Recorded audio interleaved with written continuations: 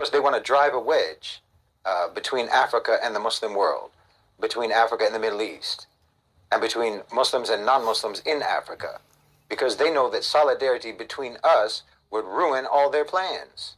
So they pretend, for example, that some Sudanese are Arabs and some are Africans. You know, they talk about Arabized Africans in Sudan.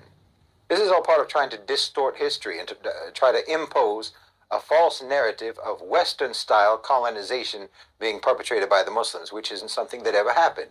No, Sudanese are Africans. So-called Berbers are Africans. The Somalis are Africans. Nigerians are Africans. I mean, why is it that if they speak Arabic, that somehow makes them outsiders? But you don't call Africans who speak English or Africans who speak French or Afrikaans like they're outsiders. It's just the same old divide and rule tactic that you always use. And you're more desperate now than ever to try to prevent any African, Muslim, and non-Muslim solidarity. That's why you organize and train and arm and fund and back all of these militant jihadi groups in Africa, and everybody knows that you're the ones who are doing it.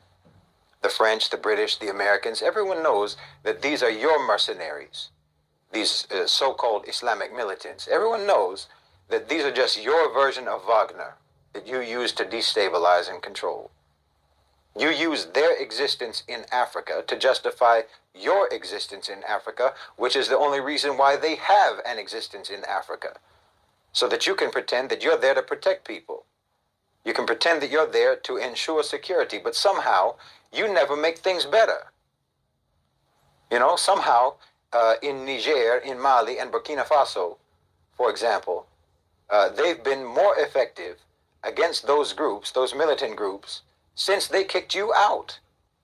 No, you're just an old dog with old tricks, but everybody's on to you now. Oh, you have a long and disgraceful history in Africa. There's no getting around that.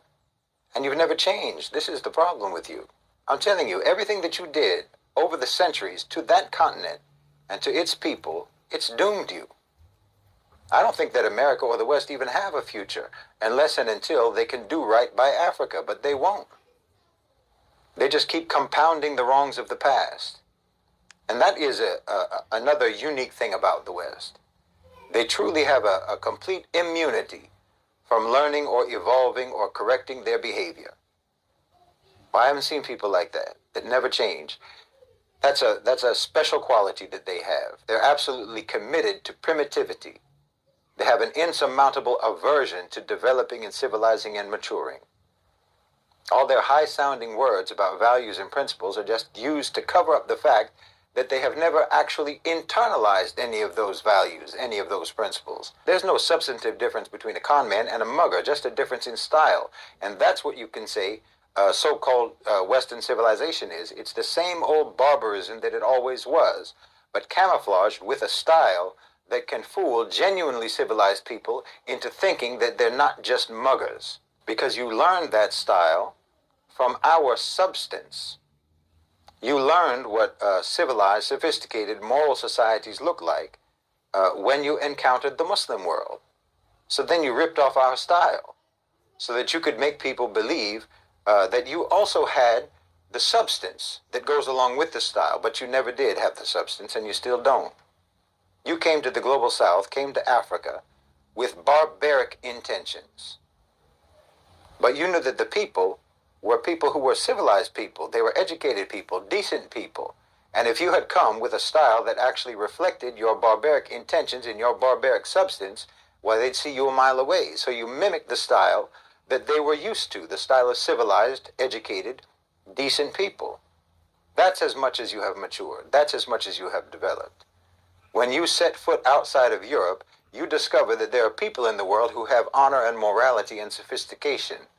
So you learned how to refine your hunting methods. That's all. You did nothing but refine your hunting methods. So no, don't be modest. You are special.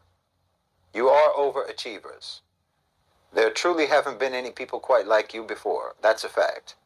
Your so-called civilization is indeed unique in human history. Because if the rest of the world was anything like you, then human history would have ended a long time ago.